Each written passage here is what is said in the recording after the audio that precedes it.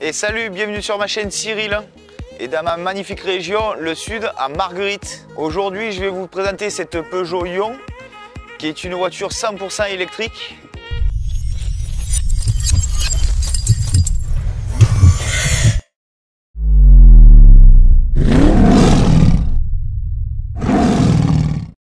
Chez Peugeot, ce n'est pas notre cheval de bataille électrique.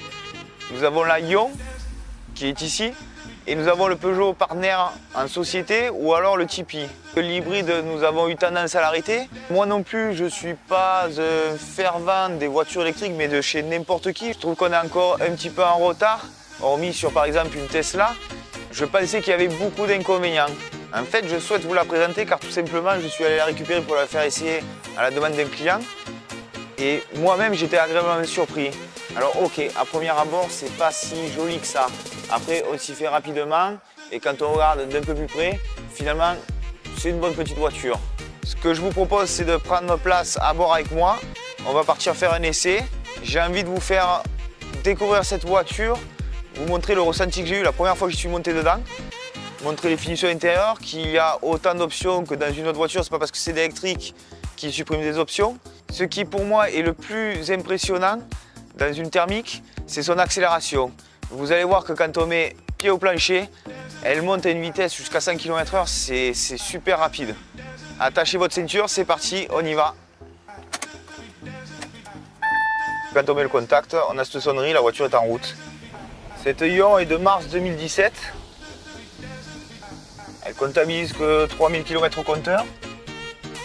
Elle me donne une autonomie de 90 km. Je ne chercherai pas à faire une économie pour vous montrer le kilométrage puisque des personnes qui ont roulé avec et que je connais très bien sont arrivées à faire 130 km avec. Ce qui m'importe, c'est de vous montrer que sur des petits trajets ça peut servir et que ça suffit largement. Quand on roule en électrique, il faut apprendre à conduire aussi. Récupérer de la charge pour économiser les batteries.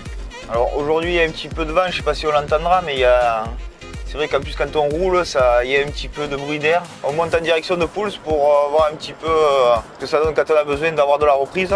Ce qui est très typique d'un moteur thermique, c'est le petit sifflement qu'on peut entendre. Elle reste assez spacieuse, surtout au niveau de la tête. Donc on pourrait se dire qu'une personne qui est grande, ça lui conviendrait. Après, ce que j'ai remarqué, regardez, voilà, là le fauteuil est reculé à fond. Et pour moi, par exemple, c'est ma position de conduite. Je ne vois pas avancer un peu plus que ça, je suis bien là comme ça. Donc une personne de grande taille ou qui a des grandes jambes peut se trouver un peu à l'étroit dedans. Sinon au niveau largeur, il y a de la place.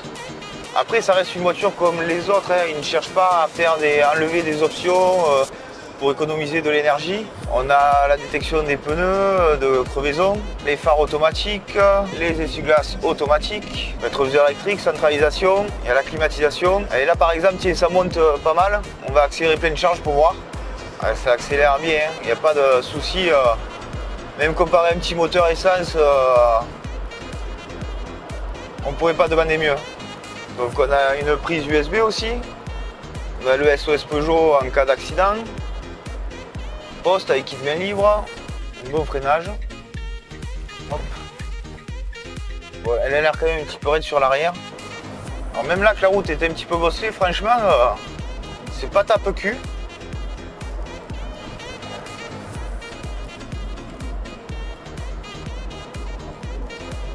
Elle va bien dans les virages.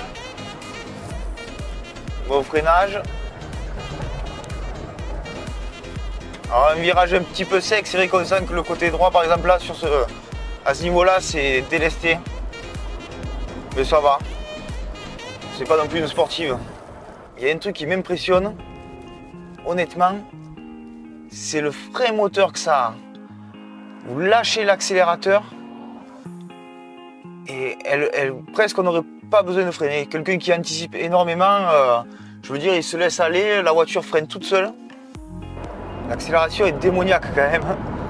C'est un truc de fou. Grande courbe. Donc j'ai pas lu les infos qu'on donne sur ce véhicule exact. Voilà, dans le compteur par exemple, vous avez une position où la voiture apparemment elle doit recharger un peu les batteries.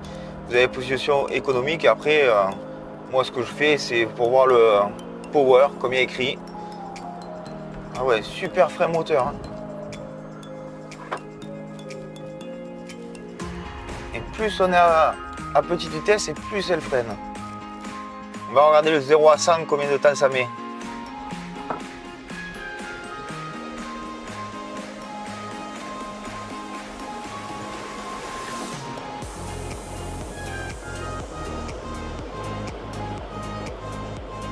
Maintenant la décélération.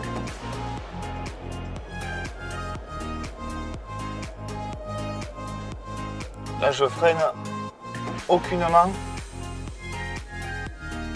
On a aussi les double airbags, passagers et conducteurs. Moi ça me plaît bien cette petite voiture. Hein. En fait elle n'est pas assez connue. Le problème de l'électrique aussi c'est que alors aujourd'hui on ne sait pas qu'est-ce qu'on va faire des batteries dans 20 ans pour les recycler. On va avoir besoin de consommer encore plus d'électricité, donc ça peut engendrer de construire des nouvelles centrales nucléaires. Donc après, oui effectivement, elle est écologique puisqu'il n'y a pas d'émission de CO2 du tout. Maintenant, les moteurs de nos jours sont quand même assez, même si on entend beaucoup de choses, sont assez économiques et il y a de très gros progrès qui ont été faits justement pour éviter la pollution. Cette Ion coûte 27 400 €. Avec les aides, on peut avoir une remise de 6 000 jusqu'à 10 000 € si vous faites reprendre une voiture diesel. Ça fait une bonne demi-heure qu'on roule, il me reste 70 km d'autonomie. Pour moi, c'est très bien. J'ai pas cherché à faire d'économie. Ça reste une voiture agréable, sympathique, plutôt pas mal finie à l'intérieur. Il y aurait quelques petits détails qu'on pourrait retoucher. Donc finalement, je valide, je me mets un petit pouce bleu pour l'électrique. Pourquoi pas en prendre désormais. Ça y est, notre essai est terminé. J'espère vous avoir convaincu en vous montrant que ça pouvait être une voiture utile, nécessaire. Je pense que pour ma part, je vais remplacer quelques-uns de mes véhicules de près par voire 1 à 2 Ion électriques.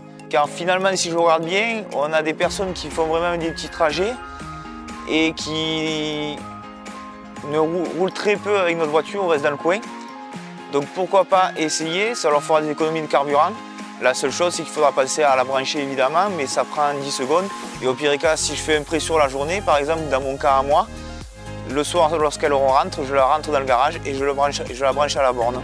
Si j'ai permis à certains d'entre vous à changer d'avis sur l'électrique ou se décider à acheter une Ion, écoutez, ben, j'en suis ravi. Comme on entendait dans une certaine pub, elle a tout d'une grande, mais cette fois-ci, c'est le Lion, notre ami Peugeot. N'hésitez pas à commenter ma vidéo, j'essaierai de vous répondre au plus rapide possible. N'oubliez pas le petit like. J'ai essayé de faire une vidéo simple, c'était surtout pour vous donner mon ressenti qui, comme je vous l'ai dit, je n'étais pas du tout pour l'électrique et je ne pensais vraiment pas un jour avoir envie d'en acheter une. Je vous dis bonne route et à bientôt pour un nouvel essai. Salut!